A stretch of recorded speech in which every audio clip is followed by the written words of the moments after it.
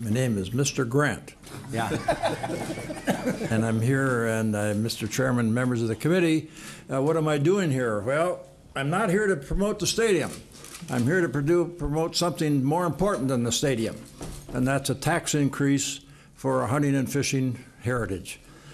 I'm 85 years old. I've been doing outdoor activities for my entire life.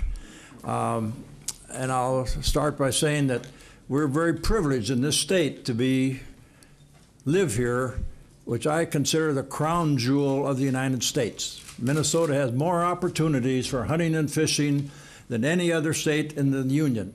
They maybe have better elk hunting in Montana, but or other parts of the world, maybe quail hunting in the south, but Minnesota provides more opportunities for fishing and hunting in the varying degrees, species, or whatever you want to do, than any other state in the Union, in my estimate, in my opinion. As referred to here, that I've hunted and fished. I've been retired for over 25 years, and so if you think that's easy, it's hard work having fun. Let me tell you that. When you retire, you really stay busy. So I've had the opportunity to visit and hunt and fish in many places. Minnesota, of course, that's where I live. I got 6 children, 19 grandchildren, 6 great-grandchildren. They all live within 30 minutes of my house. Why? Well, mostly because of my wife, who passed away recently, but probably here because they enjoy living in this great state of ours. The topic today is the increase of the fishing and hunting license. This is the greatest bargain that the state offers its citizens, to buy a fishing and hunting license for only fishing license for $17. Am I correct on that? And we want to raise that 24. Is that correct? I want to be right on my figures here. And that is a small price to pay. I refer you to Gary Leaf's paper here, and look at that very carefully. Look at the numbers that are involved in there. I mean, we're talking about millions of dollars. Now, our state is in a state of, what do I want to call it, maintenance.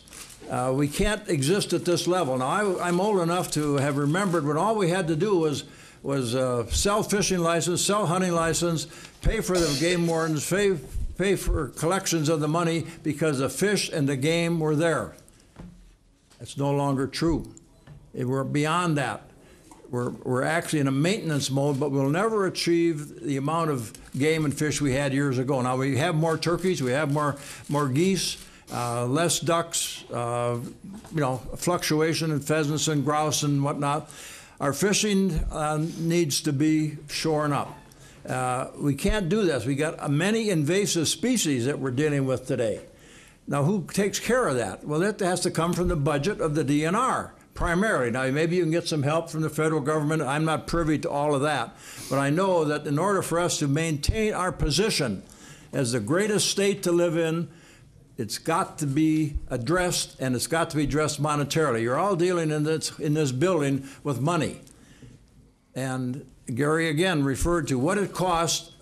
It's minuscule to what you pay to go fishing.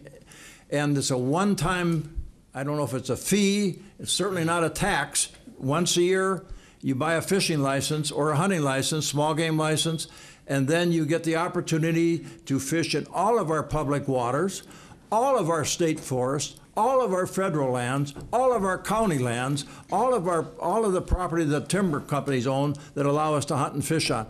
We've got more opportunities in this state than any other state in the union. If you go to Texas and try to go deer hunting or try to go duck hunting or anything, you got to have a lease. The license doesn't get you anything. Here, you can buy a license and walk down the street and fish out of the river down here. We've got the three greatest river systems in the country, in the St. Croix, the Mississippi, the Minnesota River. We've got more opportunities to do that, and all we're charging is minuscule to what the benefits of the environment, I mean, the benefits to your family and your recreation. It's the cheapest.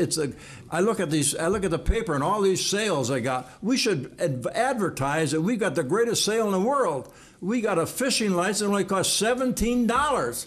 That's not 2 gallons of gas next week to get where you want to go. And that's terrible. if it was up to me, I'd have it $28, $20, $30, and I don't think anybody would object to that, because the benefits to us as a citizen of this state is unbelievable compared to other states. And I'm not talking out of school. If you've been to these other places, this is the greatest place in the world, and we've got to maintain it. Now, beyond maintaining, the other things, the pollution is coming into it, the invasive species come in, the milfoil, I can go, all the invasive plants and animals and fish that have been brought into our environment have to be taken care of. Who's going to take care of them? Department of Natural Resources Committee and our DNR. They've got to do it, but they've got to have the funds to do it. And the price of everything has gone up. You know that. I don't have to tell you that. So we need all of our biologists. We've got a great DNR. They're just great, but they need the funds. They need the enthusiasm. They need the capacity to do the things that have to be done to maintain this quality of life that we have. That's why I'm here today, and I hope that the committee sees fit to grant a fishing license increase, so that we can all enjoy, and I can enjoy my later years as a member of this state and my family. But you know what? I'm not talking about our grandchildren. I'm talking about tomorrow, and you and I, not my kids, not my grandkids. I'm talking about today, tomorrow, and next year. That's what we're talking about. In the next 3 or 4 years, the license. What, for 2018 or 17? Something like that, yeah. That's what the proposal is. That's what we're talking about. We're not talking about grandkids. I'm talking about me, tomorrow, next year. That's what we want, and that's what we're looking at today, and I ask for your support in that endeavor. And thank you very much for allowing me to appear here. Thank you, Mr. Grant. Any questions for Mr. Grant? And let's keep it to the bill. Yes. Thank you, Mr. Chair. And Coach Grant. Yes. Just wondering if you were paid by Senator Ingebretson to come here, because it's a pretty forceful testimony. That's a very good testimony. Yeah, well, no, not really, no. Thank you. Thank you for coming.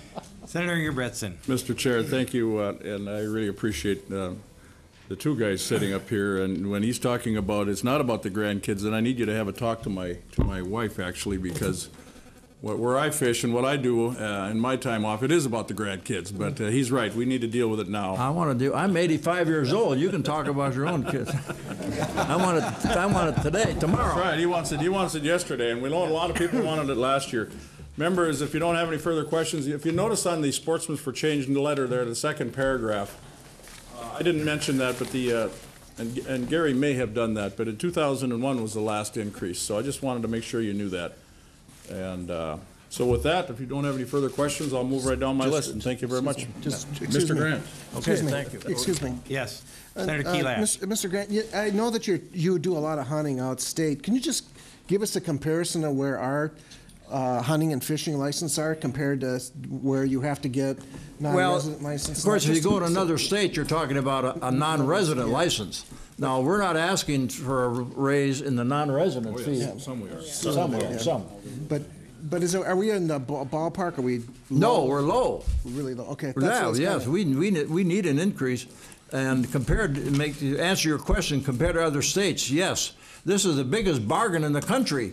We should advertise it in the newspaper. Come and get the bargain from the state of Minnesota. And the fishing license, as Gary referred to, is the least expense you'll pay. If you go to Grand Rapids to go fishing, and you won't get to Anoka, and you've already spent what it costs to buy a fishing license. So it's a great bargain. Now we can't, okay. But at a bargain at the price we're advocating here, it's a big bargain. Yeah. Okay. Thanks.